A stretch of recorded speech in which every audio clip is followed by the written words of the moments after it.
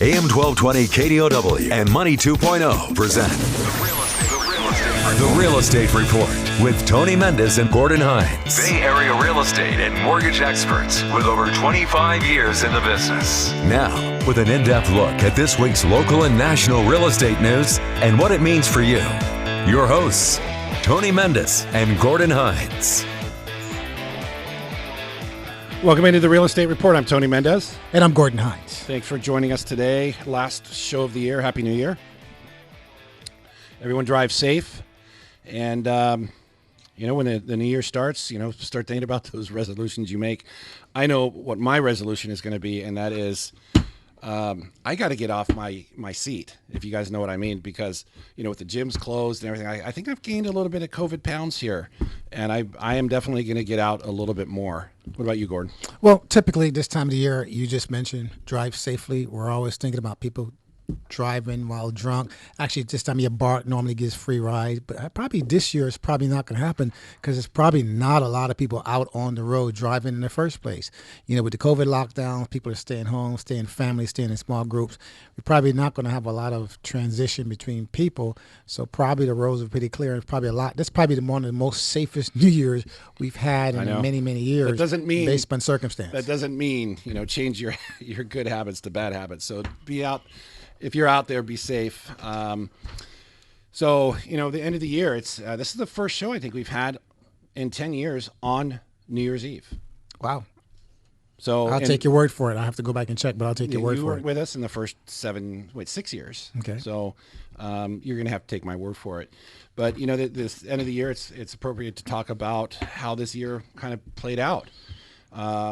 If you're an owner of a property or you refinanced, you got phenomenal rates. You ended up with 20% higher in equity.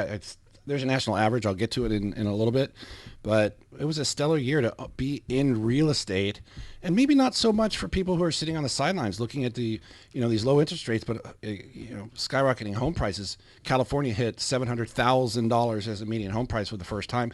Just dipped a little bit below that, down to $699 in November. But you're sitting on the sidelines looking at these low interest rates, and you can't keep up with down payment. You have tight guidelines. It's a little tough out there, Gordon, for people sitting on the sidelines. What's going to change in 2021 for the people who want to buy houses? Well, I think a lot of things are going to change in 2021, but let's kind of go back to 2020 first. Like you just said, 2020 had a lot of highs and a lot of lows. Believe it or not, if they handed out gold on the street in the year 2020, most people probably won't remember because the year has been dominated by COVID. Is this what 2020 is going to be remembered for in the history books, right?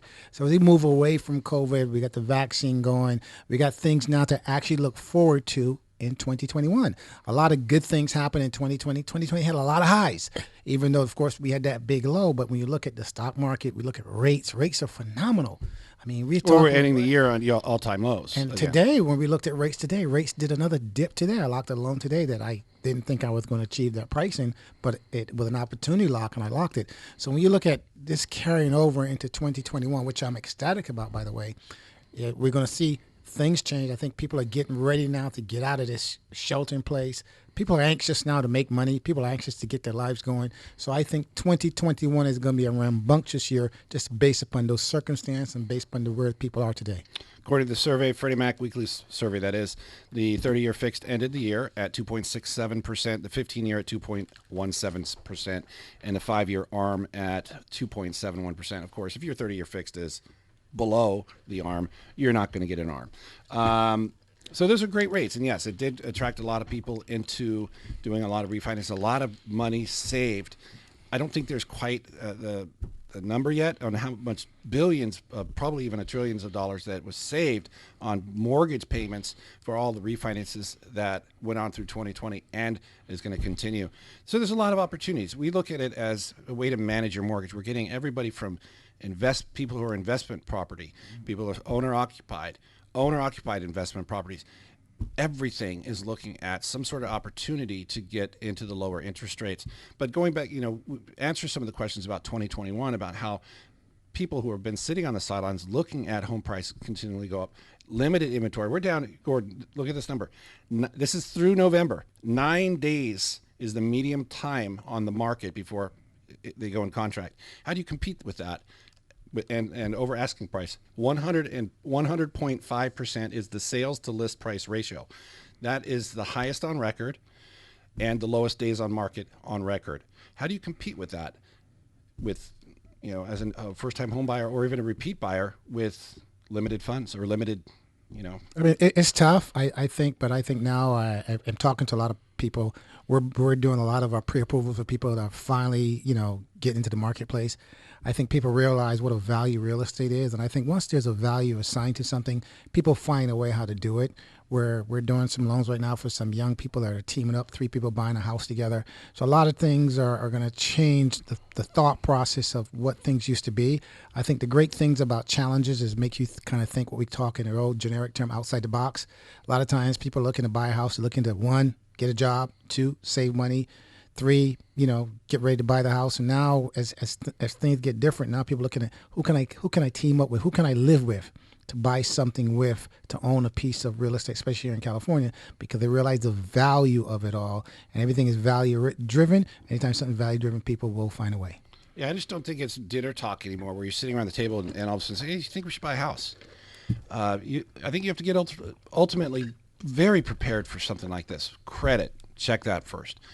Then you start looking at the incomes and saving money for a period of time. When I bought my first house, it was a slap in the face when a guy said, well, you're commissioned. You need to wait 2 years before you can use your income. I was like, oh, but I did it. I did exactly what I needed to do. I worked my butt off, saved the down payment, and I waited 2 years. And then boom, got the house. I wish I bought more. I mean, there were some things about the transaction. It was my first one. I wish I had somebody kind of saying, you could probably, get a part-time job 1 day a week and you could afford, the fireplace or hardwood floors. I should have added some things, but that's how you learn. Now you have experts. You have a huge pool of people, not only just, your friends and family who've probably done transactions in this new age of financing, but you have professionals out there who've gone through the thick and thin of some of the weirdest changes in the market that you can ask. We're the professionals you can ask and help you guide you through some of these things. But you have to be prepared, in my opinion, and then you have to put your best foot forward. That's the other part. You can't go in there and thinking this is the old days of doing real estate where I remember the first time I looked at a book and it says, oh, you got to negotiate. You got to use all these tricks and tools to get the best price. No. You got to go in there with your best offer. Well, I got a similar story. Bought my first house. It was Los Angeles back in I think 1986. It was a duplex for $99,000. It was a 2-bedroom on one side and a 1-bedroom on the other. I bought this house. I lived in a 1-bedroom, rented a 2-bedroom, and I remember when I closed the transaction, I put down 10%, which was $999. And when I bought the house and I had my first payment was due May 1st, 1986. And I had the payment ready like 15 days before because I was so scared that I wasn't going to be able to come up with the money to make the payment. It was interesting. So the first few payments I struggled with, just kind of made sure I got the payments in until I kind of got to the flow, got into the rhythm, and got into the habit of being a homeowner. I remember the lady from next door came to me and told me the hot water heater wasn't working. I didn't even know what a hot water heater was, but I had to kind of go over there, fool around with it. Finally, I called somebody. A guy came over and fixed it. Told me, gave him $40. I did. And I was ecstatic that I was able to troubleshoot something that I've never had an experience in. And it was a great experience. And from there on, I continued buying properties. But these are all the things we go through because as a maverick, as we say, when you're crossing over untrodden waters that never been trodden before, it kind of makes you scared at first. But once you cross it, you get that confidence. You start to feel good about what you're doing. And then you want to buy another property. And that's what happened to me. Mortgage rates definitely lead a lot of people to incentivize them to get into real estate. The average rate for the year, I think, was about 3.1%. It's closing out the year at 2.67%. Again, it depends on who you ask. Mortgage Bankers Association, they have a slightly higher average than the Freddie Mac average. So, but it's all about the trends. This is now showing some of the lowest rates we've ever seen, and it's driving a lot of people into it. What's going to happen the following year? We already have high home prices. We have or prices that are increasing. I don't like saying the word high. It's all relative.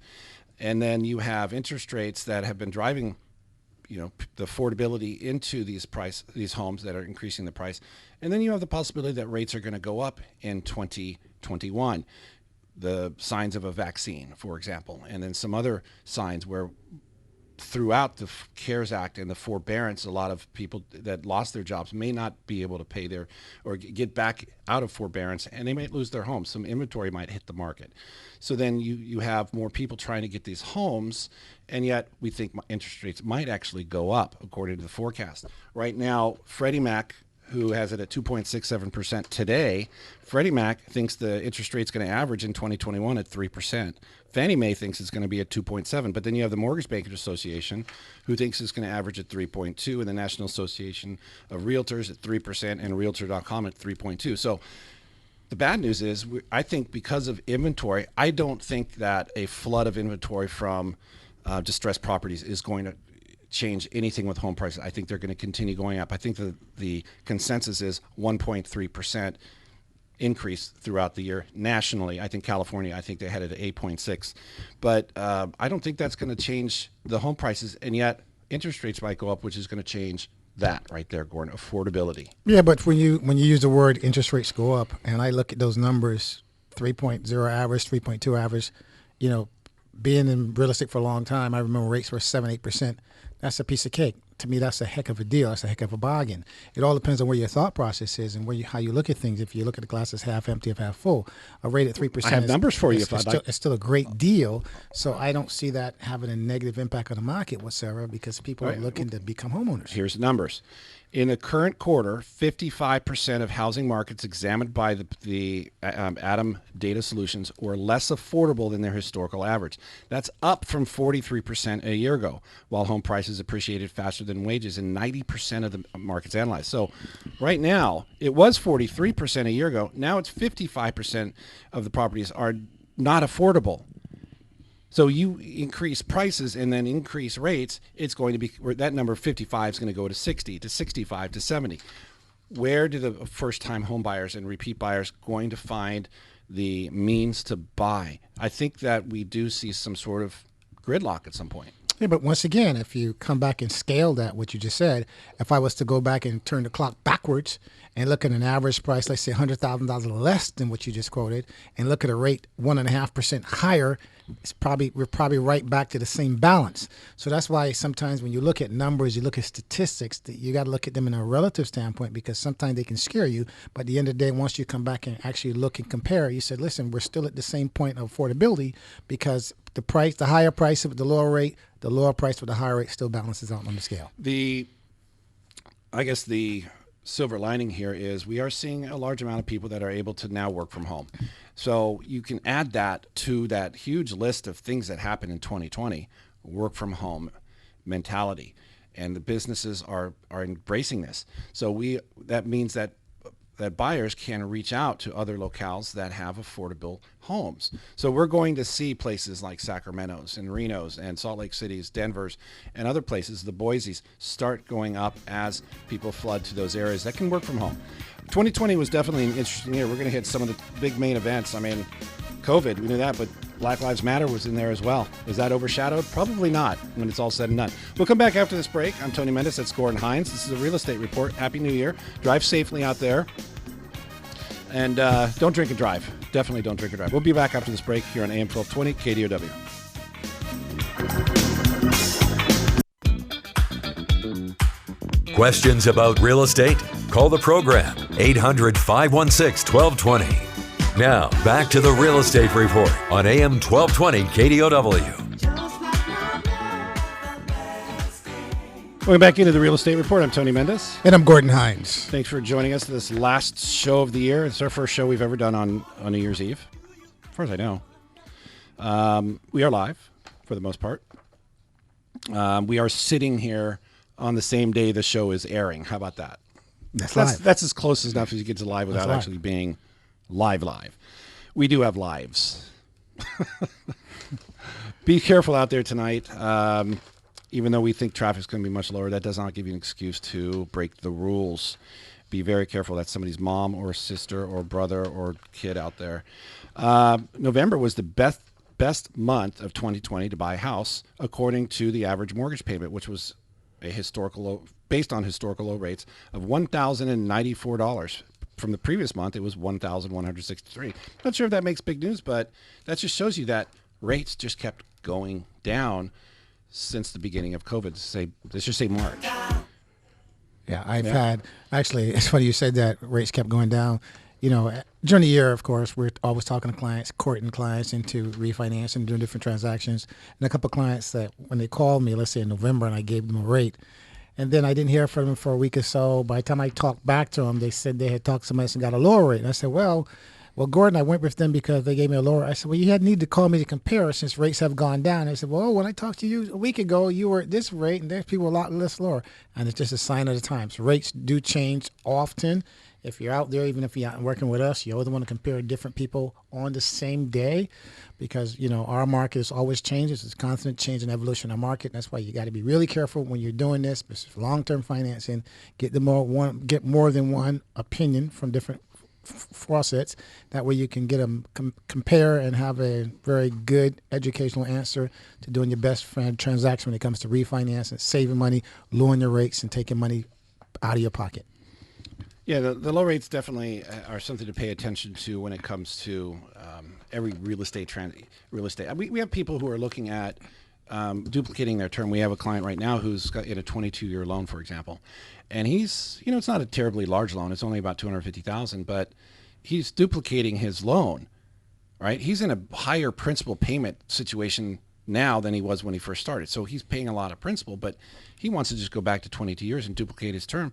And he's saving even $200 a month, even at that $250 level, which is, you can start thinking about, it's about, let's say 200, it's about 14% of his payment is going to decrease. If he went to a 30-year, his payment would drop more like, sorry for the slow math, 33%-ish.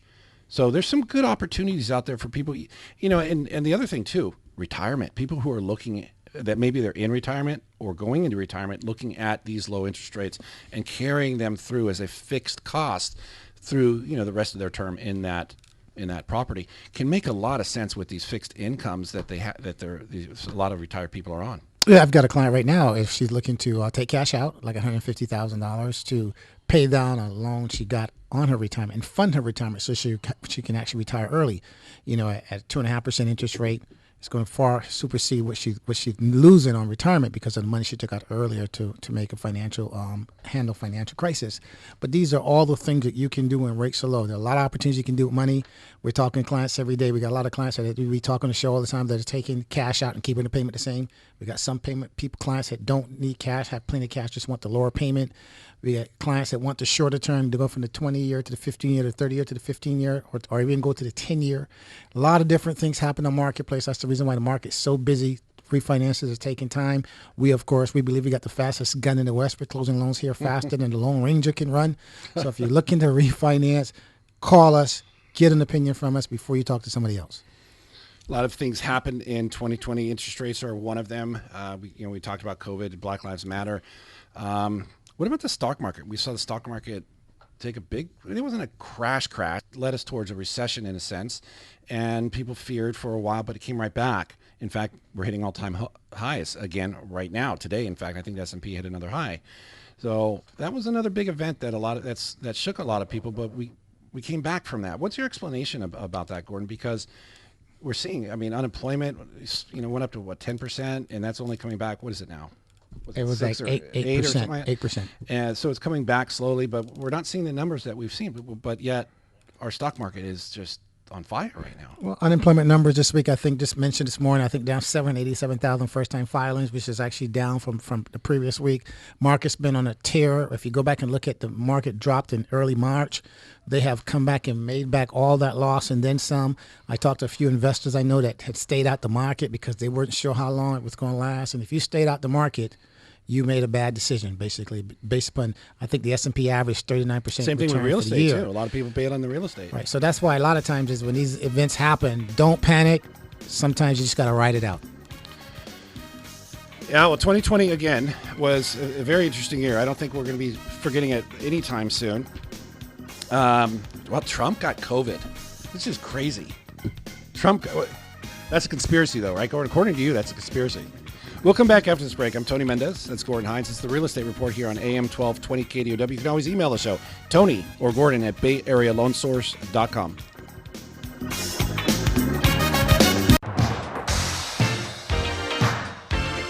Got Got a question? Run it past these guys. 800-516-1220. It's the Real Estate Report with Tony Mendez and Gordon Hines on AM 1220 KDOW. Welcome back into the Real Estate Report. I'm Tony Mendez. And I'm Gordon Hines. 2020 has mortgage interest rates ending at an all-time low at 2.67%, according to the Freddie Mac weekly survey. Of course, your scenario is going to determine whether or not you actually get that. Is it owner-occupied? Is it a duplex? What's your credit score? We've seen record credit scores for transactions this year, Gordon. It's the highest average credit score for all transactions of any year we've ever done. That's ever been recorded. Well, I can't wait to see the amount of record transactions that we've done also in the refinance and the sales market this year. We're probably going to hit all-time highs in that category also. But you mentioned credit score. Every time we talk to clients, consumers now are more educated than before. They know their credit score. A lot of times people call and they'll recite their credit score even before you get to it. And that is the reason why scores have gone up. When people start paying attention to things typically get better, and scores have actually reflecting that people paying attention. So we started the show talking about what's going to happen in 2021. How are people going to afford houses if interest rates even if they stay the same? Home prices are continually going up, and incomes are not increasing enough. In 90% of the metropolitan statistical areas, MSAs, 90% of those MSAs, the incomes are not keeping up with home prices. How are people going to afford it? One of the things you can do is start working on your credit score. Take a look at it. You can go to annualcreditreport.com, get a free credit report. You can sign into a multiple amount of apps and services through your banks and credit cards companies that can offer free credit score. But it's all about monitoring. It's all about getting involved. Even through, we talked about how we have a wiser, informed consumer out there. Still, people don't come to us and they don't know what their credit is. And then you pull it and somebody goes, well, I have a 702, but my other score is 777. Well, why is that? And they don't know how to, and then you go, okay, well, this is why, because one of the bureaus is reporting something that may be erroneous and the other bureaus aren't reporting it. So it could be as simple as that can change how much your interest rate is, which changes how much you pay and how much you qualify for. Yeah, credit scores are definitely one of the bigger things on the high list of achievements when it comes to home buying, home refinance, anything along that line. Anything, as far as we're concerned, is credit score driven. Job opportunities, renting a car, travel, everything is negotiable as far as when we look at credit score. 2021, I'm going to call it the blackjack year because hopefully it's going to be lucky because it's number 21. I mean, I actually look forward to it. When you look at one of the things I was looking at yesterday as far as economic news in 2020, one of the things that they talked about is small business has been really, really hurt with COVID. Big companies have been absorbing small businesses and doing a lot of different things. Big companies profit up like 40%, but yet still their wages on it like 1%. So the big companies have really, really been profiting from this COVID. The Walmarts, the Targets, the Lowe's, the Home Depots, they've been flourishing through this. And and I believe in 2021 we're going to see small business come back. It's going to probably be the year of small business. It's going to be 2021 because the market reopens. Business is going to start reopening and taking back some of those percentages that were gained by these big box companies because of the difference in how we did business in 2020. Do you see any real estate opportunities on the commercial side? Now, it's hard for us in this box that we live in, in the Bay Area, where when one person leaves, another person takes right over on these businesses. It wasn't like it was back in 2008 and 9 when my main street where I live, just 50% of the stores were empty. It doesn't seem that way this time. It seems like people are coming in, and then you see a lot of office buildings that are dumping money into their projects while people aren't there, so they can do renovations and not really disturb the tenants. Are there opportunities around the nation, not just here in the Bay Area, that people can take advantage in the commercial side, Gordon? Is that something that you would recommend to look at? Well, I talked to a lot of people across the country, got friends in different regions, and when I mention what's happening here in California, a lot of these people are saying, Gordon, that's not happening where we are. So we're kind of in a shelter here in California because we're exempt from so many different things. Those could be opportunities, right? So we have to look and see what the year brings. Commercial is the ultimate end for any investor, right? It's the biggest money, right? Yeah, absolutely. Absolutely. All right, we'll come back after this break. I'm Tony Mendez. That's Gordon Hines. You can always reach us by email, Tony or Gordon at BayAreaLoanSource.com. That's Tony or Gordon at BayAreaLoanSource.com. We'll be right back on AM 1220 KDOW.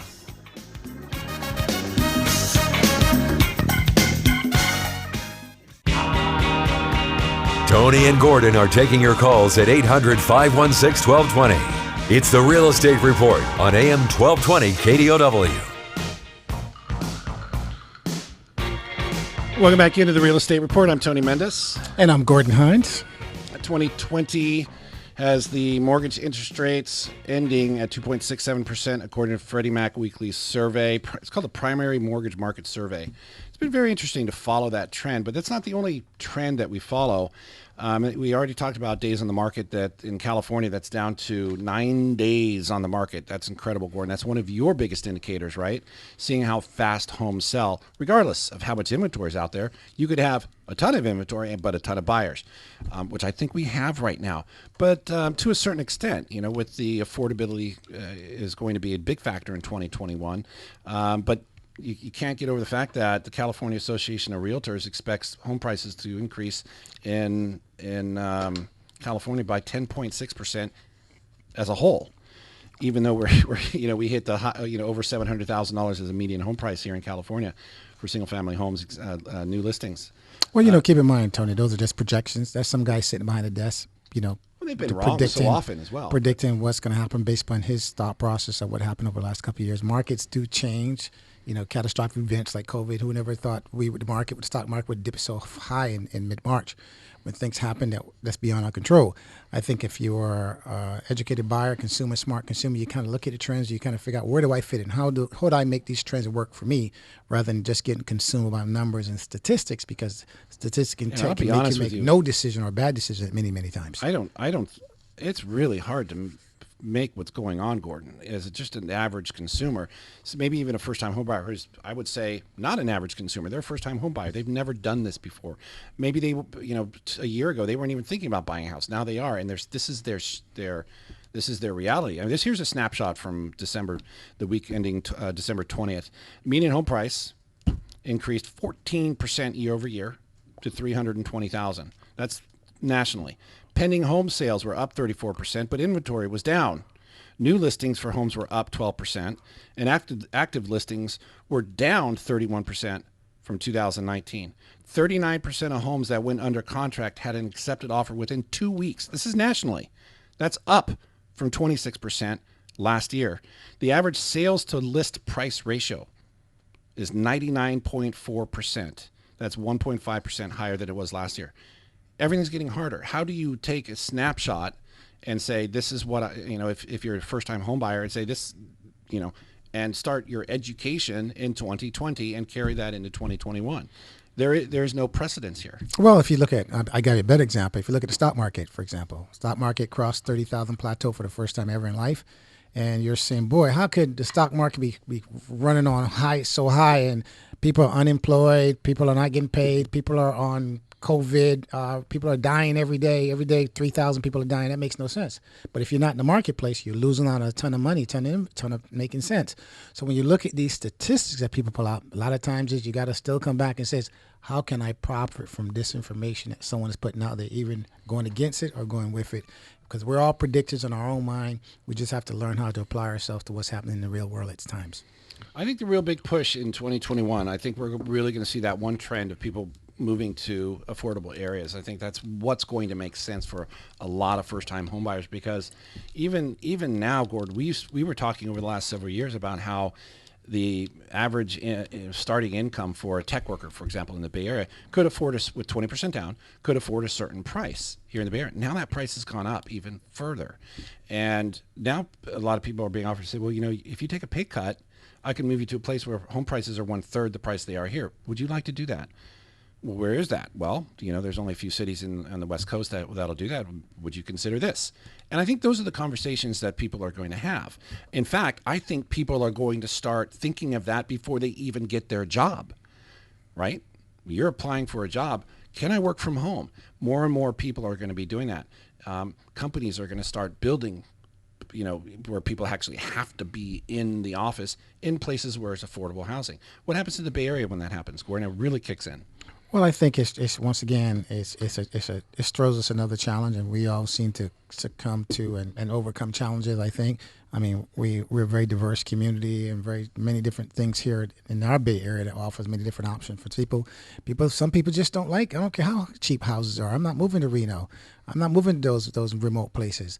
So not everybody has the same appetite. Not everybody thinks appeal to the same different things. Some people don't want to work at home. Some people say I'm more productive working at home. I'm working at 10 o'clock at night.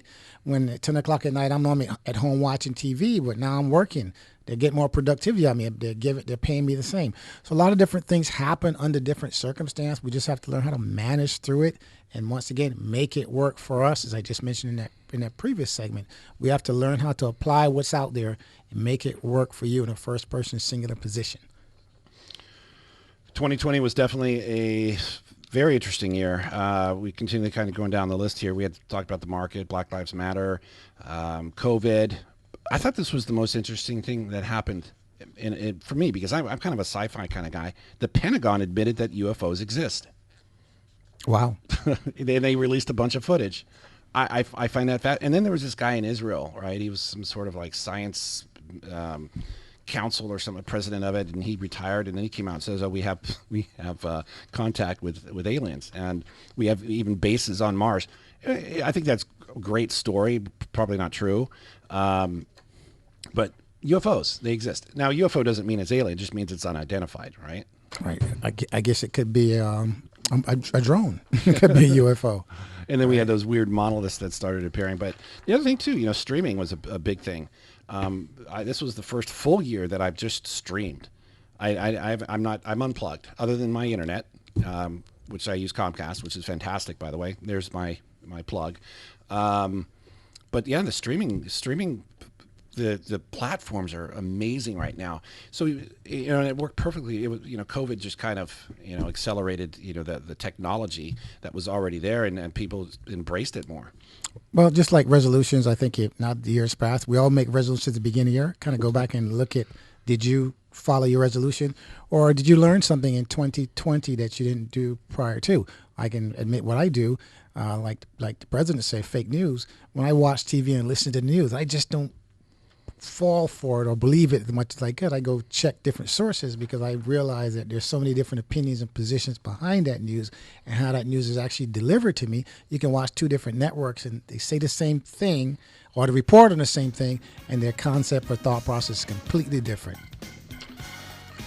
Definitely an interesting year. We will not forget anytime soon. I'm Tony Mendez. That's Gordon Hines. This is the Real Estate Report on AM 1220 KDOW. You're welcome to chime in, 800-516-1220, or shoot us an email, Tony or Gordon at BayAreaLoanSource.com. That's Tony or Gordon at BayAreaLoanSource.com. We have a newsletter there. You can sign up by clicking a very easy button. We'll be back after this short break.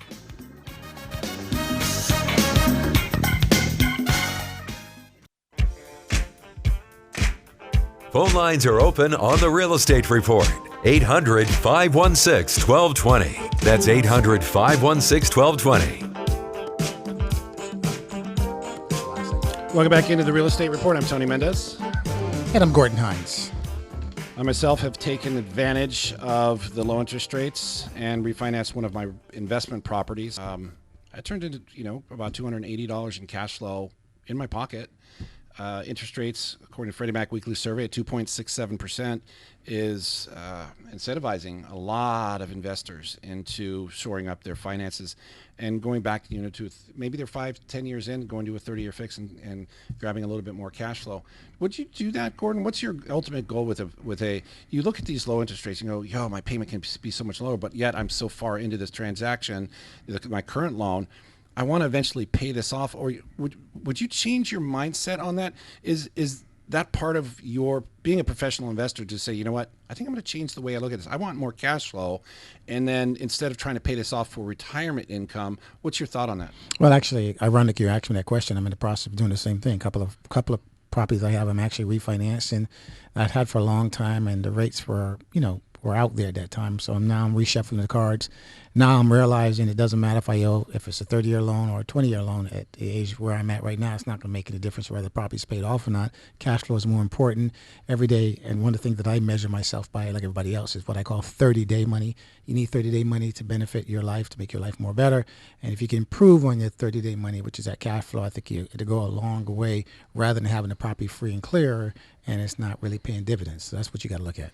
I like that strategy, and I look at a lot of people too. We talked earlier about how people could be close to or in retirement.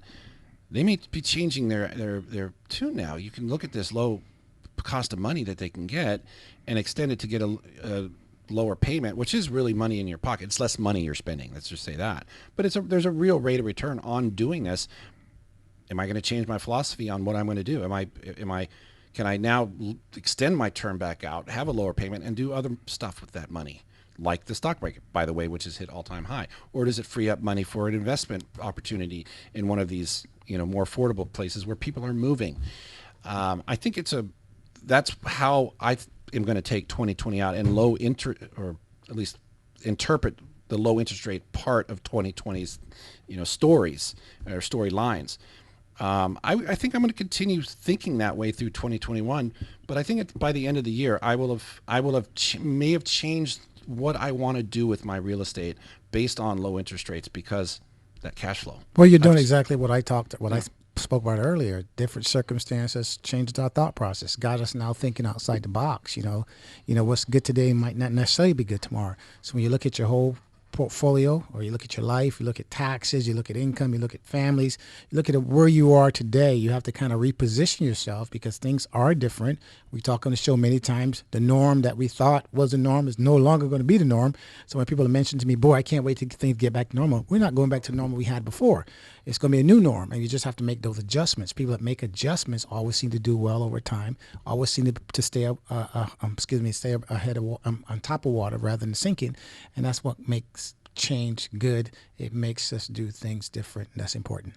Yeah, the low interest rates really do bring out some opportunities, and I've always expressed that as when you have to be able to take advantage of the opportunities when they pop up, and 2020 was one of those years where opportunities popped up. It could have been the dip in the stock market. It could have, where we've seen now, we're back to all-time highs. And I look at it and I was like, oh, I wish I bought more. I could say the same thing about the interest rates. I wish I was able to, have more property that I could just get those lower interest rates. I'm getting a better rate of return, in the stock market. So why not leverage my property? Maybe there's some logic there. And that includes owner-occupied as well, in my opinion. Well, that's the advantage of looking back. Anytime you look back, you can say, boy, I wish I had did this, so I'll be way ahead when I look forward. 2020, there you go. We'll look back at 2020 a little bit like that. And we're going to start right off into 2021 next week. And we'll start talking about the forecast, I think. Some of the mentality that we're going to start seeing. And I'll be ready. And we'll be ready. Thanks for joining the show. You can always reach us at BayAreaLoanSource.com. That's BayAreaLoanSource.com. We'll see you next week. Thanks for joining us, and drive safe tonight, and Happy New Year.